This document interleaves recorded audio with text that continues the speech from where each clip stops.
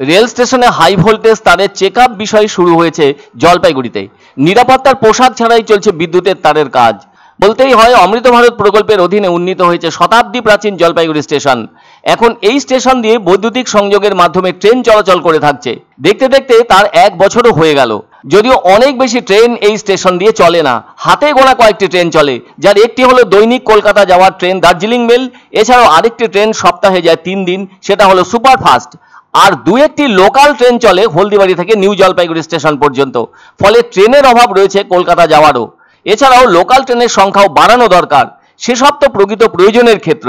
এদিকে রেল বিভাগের পক্ষ থেকে জলপাইগুড়ি রেল স্টেশনে হাই ভোল্টেজ তারের অবস্থা থেকে শুরু করে অন্যান্য যেসব গুরুত্বপূর্ণ দিকগুলি আছে সেসব চেক করার কাজ চলছে।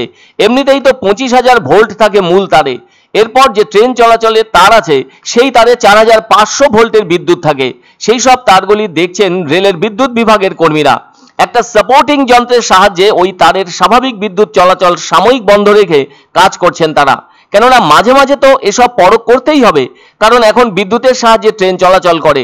তাই সেই বিদ্যুৎ পরিবাহী তার ঠিকঠাক আছে কিনা এবং সেই তারে যথাযথ বিদ্যুৎ সরবরাহ স্বাভাবিক আছে কিনা সেসব চেক না করলে ট্রেনের মতো অত বড় যাত্রী পরিবহন ব্যবস্থার ক্ষেত্রে বিপদ ঘটতে পারে, আবার দারুণ কিছু সমস্যাও দেখা দিতে পারে। তবে যারা এত বড় দায়িত্বপূর্ণ কাজ করছেন সেই সব রেল বিভাগের বিদ্যুৎ কর্মীদের শরীরে নিরাপত্তা জনিত কোনো পোশাক দেখা গেল না। ধরে নেওয়া হতে পারে তারা এভাবেই কাজ করে থাকছেন, কিন্তু যারা ওই ধরনের বিপজ্জনক এবং ঝুঁকিপূর্ণ কাজ করে চলেছেন তা প্রত্যক্ষ করে অনেকেই ঘাবড়ে যাচ্ছেন। হাজার হোক হাই ভোল্টেজ তারের উপর কাজ করা যথেষ্ট কঠিন কাজ। কোনো কারণে সামান্য ভুলচুক হলে সমস্যা দেখা দিতেই পারে, কারণ কোনো ধরনের নিরাপত্তা ছাড়াই তারা কাজ করে যাচ্ছেন ওই রকম হাই ভোল্টেজ বিদ্যুতের তারে। তবে বুঝতে পারা যাচ্ছে যে ওই বিদ্যুৎ কর্মীরা প্রোটেকশন রেখেই ওখানে কাজ করছেন। তবুও ঝুঁকির কাজে বিপদ ঘটতে কতক্ষণ লাগে।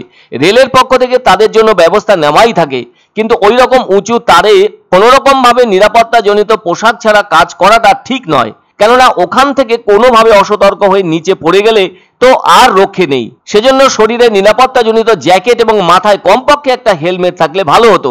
তবে তারা হয়তো মনে করছেন এভাবে কাজ করতে স্বাচ্ছন্দ্য বোধ করেন, তাহলে না হয় ঠিক আছে। এদিকে জলপাইগুড়ি রেল স্টেশনের চেহারা আগের থেকে অনেকখানি পাল্টে গেছে। প্ল্যাটফর্মও যথেষ্ট লম্বা রয়েছে। এখন তো পরিষ্কার পরিচ্ছন্নতাও লক্ষ্য করা যায়। নিরাপত্তার দিকটি আগের থেকে অনেক বেশি ভালো হয়েছে। আবার আধুনিক মানের সিগন্যালিং সিস্টেম ট্রেন চলাচলে অনেক বেশি কার্যকরী হয়েছে। তবুও এখনো অনেক কাজ বাকি আছে। সমস্ত কাজগুলি সম্পূর্ণ হলে স্টেশনের গাড়ি চলাচলের ক্ষেত্রে আরো নতুনত্ব আসবে। তবে ওই ধরনের হাই ভোল্টেজ তারে নিরাপত্তার দিকটিতে গুরুত্ব দিলে সব দিক থেকে ভালো বলে মনে করছেন ওই কাজের প্রত্যক্ষদর্শী মানুষজন। পছন্দসই সেরা খাবার খেতে হলে সোজা চলে আসুন রুচিসম্মত আধুনিক মানের রেস্টুরেন্ট রাজদরবারে। কেননা এখানেই আপনারা পাবেন ভোজনের রাজকীয় অনুভূতি। শুধু পুজোর সময়ই নয়, সারা বছরই রকমারি খাবার সরবরাহ করাই এই রেস্টুরেন্টের আভিজাত্য। আমাদের ঠিকানা রাজদরবার, রাহুতবাড়ি, বাবুপাড়া, জলপাইগুড়ি। এক অন্য অনুভূতির স্পর্শ পাওয়া যায় রয়কো ব্র্যান্ডের গেঞ্জি ও জাঙ্গিয়ায়। তাই ছোট বড় সবার পছন্দ রয়কো গেঞ্জি ও জাঙ্গিয়া। প্রস্তুতকারক জয়মনি হোশিয়ারি, কলকাতা।